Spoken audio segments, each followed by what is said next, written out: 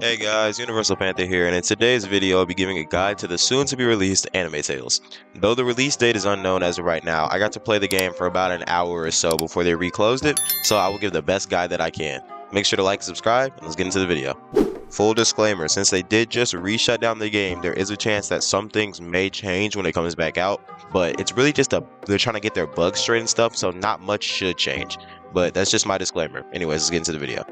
Firstly, we will be talking about the very first thing you do once you enter the game, quests. You will go up to the desk where there is a slime, which is Rimuru, and you'll be given the option to take 5 quests. Make sure to take all 5 at the same time so you don't have to come back to Rimuru later. You will then need to acquire the required stat points for each quest to receive a reward of coins, gems, and a special ability. You can view the requirements for every quest by opening the quest option in your menu. Next up, we will talk about stats, what they do, and how you train them. The 5 basic stats you will train are strength, durability, energy, sword, and speed. Though at first it doesn't matter where you train, once you start getting your stats to 100, you will have the ability to use training areas. You are provided with a map in your menu that allows you to have the location of all these areas. They will provide multipliers for whatever stat that you train in those areas. The only thing is, for speed, you have to have nothing equipped in order to gain it. This may have been a bug, I don't know.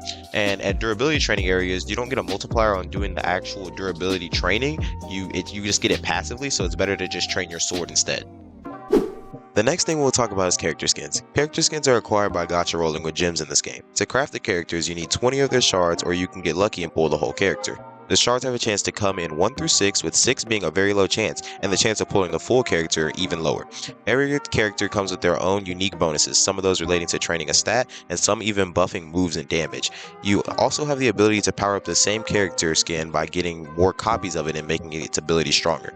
There's also the chance that you can get the shiny version of a skin, and when it's crafted, it looks really cool, but it's also better than the normal skin in every way. Next up, we'll be talking about the 4 forms of currency that should be on re-release of the game, those being coins, gems, guild tokens, and arena tokens.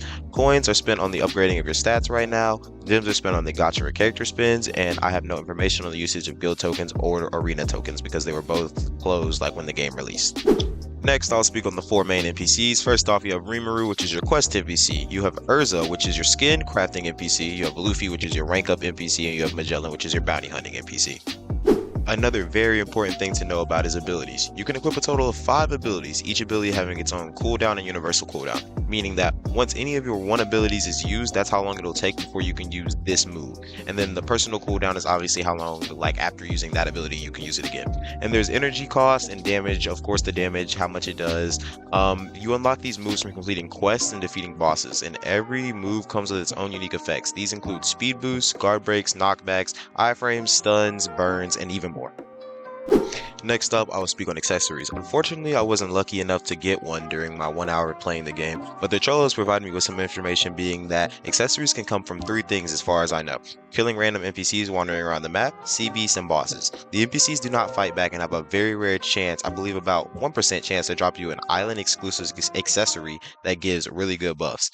There are sea kings, which I don't really know much about, but the drop on screen comes from them, so I know that's something that you can get from them. And bosses have a chance to drop an accessory, or another way to acquire the drop is to buy it from their special boss shop, which you probably earn the currency from fighting the boss. But as far as I know, these are the only ways to acquire an accessory.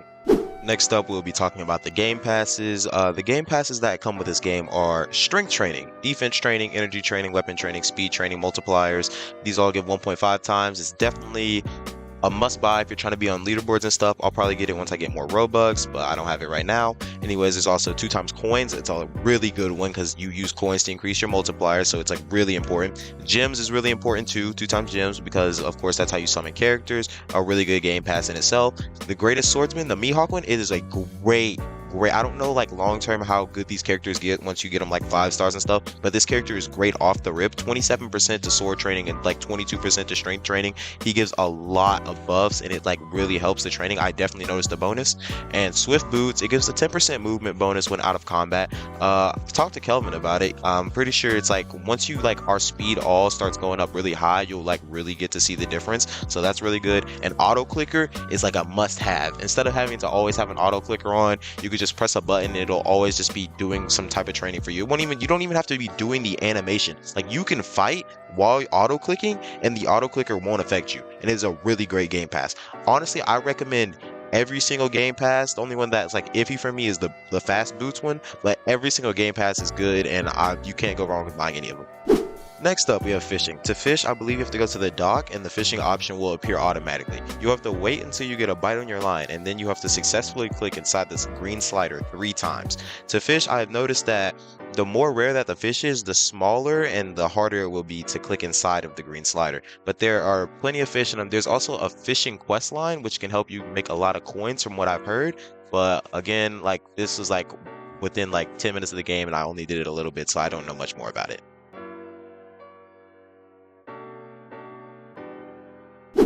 Lastly, but definitely not least, I will talk about PvP in this game.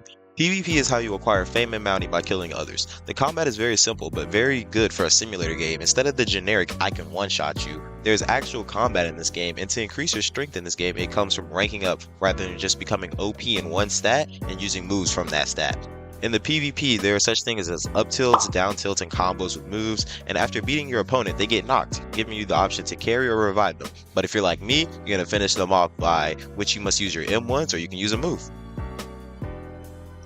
Well guys, that's pretty much it for this video. Make sure to go join my Discord in the description. I'll probably be making a guild for Anime Tales, and I'll be dropping a lot of Anime Tales videos in the future when the game does release. I enjoyed the really short release of Anime Tales when it came out, and I think like once they get it fixed up and all the bugs are fixed, I think everybody will enjoy it. I'll see you guys in the next video, and once the game releases, you'll see me making a lot of content on this. Make sure to like and subscribe, and I'm gone. Peace.